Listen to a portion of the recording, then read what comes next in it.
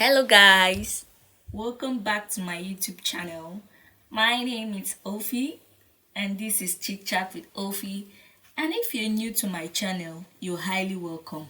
Please hit the red subscribe button to become part of this family. A lot of people think you need to pay before subscribing to the YouTube channel. No, it's totally free, darling.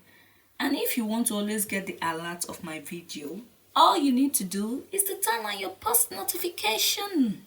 To do that, all you need to do is to hit the white bell button, the one beside the red subscribe button. And in doing that, you will be the first to always get the alert of my video. So let's get into today's topic.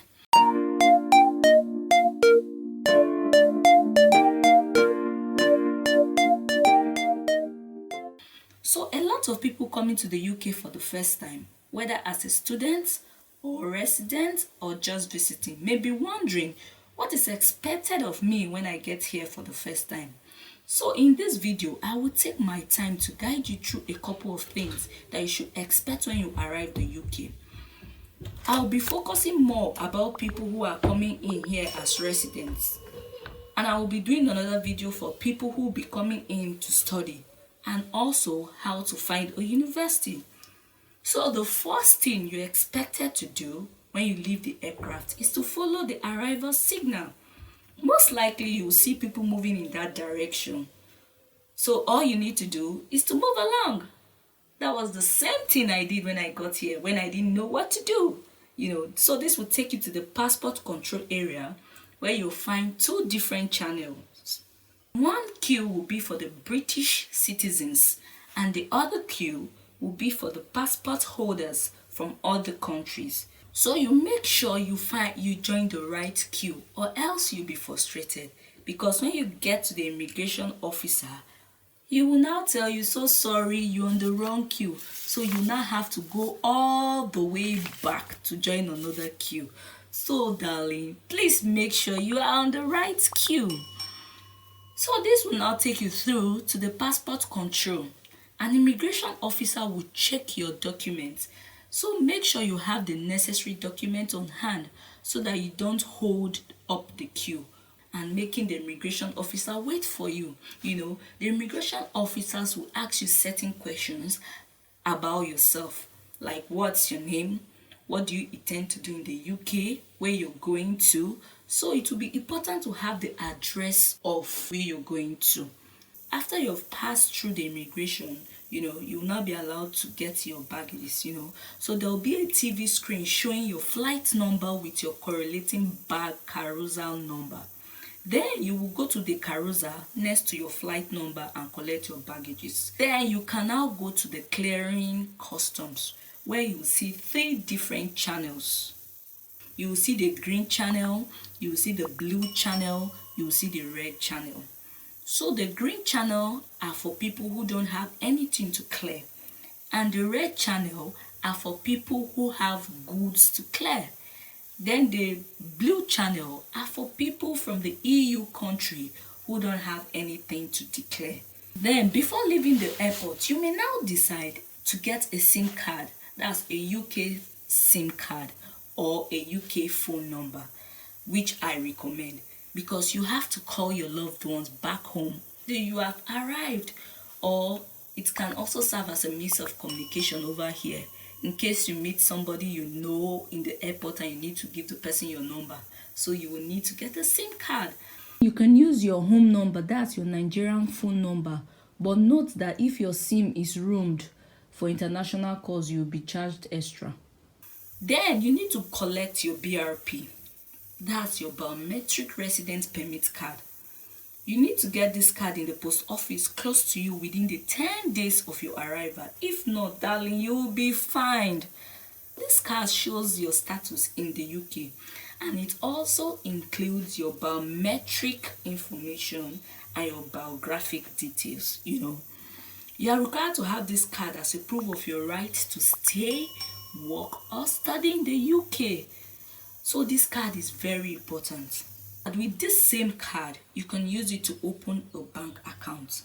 And with this card, you can also, you need to show this card when you want to come in or leave the UK.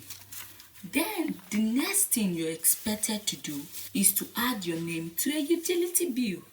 All you need to do is to call on your landlord and request them to write your name on a utility bill, because you will need it if you want to open a bank account over here. Note that it may take a few weeks for the utility bill to reflect your name, but at most a month depending on the time of the request. Then you need to apply for your NI. That's your national insurance number. In order to get a national insurance number, you must have the right to work or study in the UK. So you can now call DWP, that's Department of Works and Pension, and apply, where they will now ask you to go for an interview with Job Center Plus. And when you get to Job Center Plus, you will now be asked why you need your NI. That's your national insurance number. So there you can now tell them you need it because you want to work or as a student. And also, when you have applied for your NI and you don't get it on time and you have gotten a job, you can tell your employer that you've applied for your NI and your employer will allow you to start your job. Then you need to register with a GP close to you. GP is your general practice. This is a clinic where you'll be registered with doctors or doctors assigned to you. All you need to do is to book an appointment by calling them or visiting the practice, and when you go, they will collect your medical history and also carry out some basic checks like your weight, your height, and your BP. And you will also be given forms to fill. So make sure you fill it properly and then submit, because after you submit, your GP will call you back to confirm your address. The next thing you need to do is now to open a bank account. There are valid forms of proof of address you can use to open a bank account here, such as form from HMRC, that's Her Majesty Revenues and Custom, or your utility bill that has your name and address, or your driving license. Then obviously, after doing all these things, the next thing you need to do is to start job search. But darling, before you start job search, you need to update your CV. And after updating your CV, you can now find vacancies on several websites, such as Job Center Plus, read.co.uk, totaljob.com, and much more. Then this next point is just for people basically or mainly in London. You need to apply for your Oyster card online, or you can get it from TfL, that's Transport for London. So you can just go there and pick it up. To top it up, you can now give even the workers working with the TfL to just help you to top it up, or you can now download your Oyster app on your phone and then top it up yourself. This brings us to the end of this video, so thanks for watching. Please don't forget to like and subscribe. See you guys in my next video. Do have an amazing day. Bye.